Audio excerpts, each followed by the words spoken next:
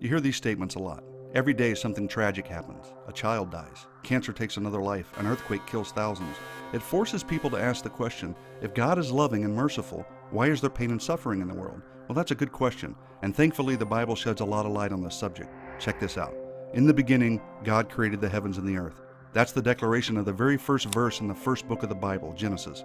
The next couple of chapters explain in broad terms what God made over the course of the 6 literal days he used to complete his creation. Light, the sky, plants, animals, and humans. That's right. God created everything, and according to Genesis 1:31, he saw everything that he had made, and indeed it was very good.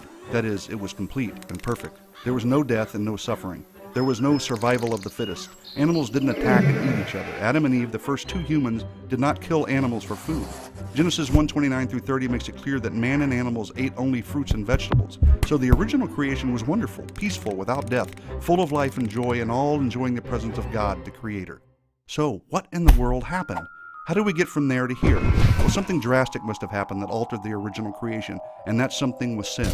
Remember, God created a perfect world and placed Adam and Eve in paradise. As their creator, he had authority over them, and in his authority, God gave them a rule.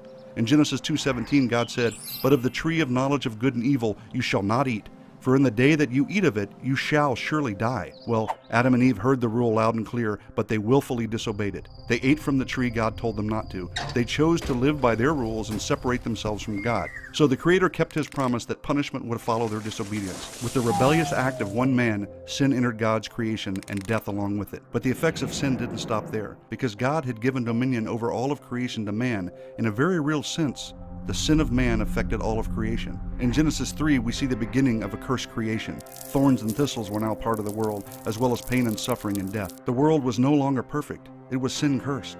And that's why tragic things still happen today. And before we give Adam and Eve the full rap, we have to realize that all of us still willfully sin against God. That should make us really pause and think. But for now, at least on this topic, enough said.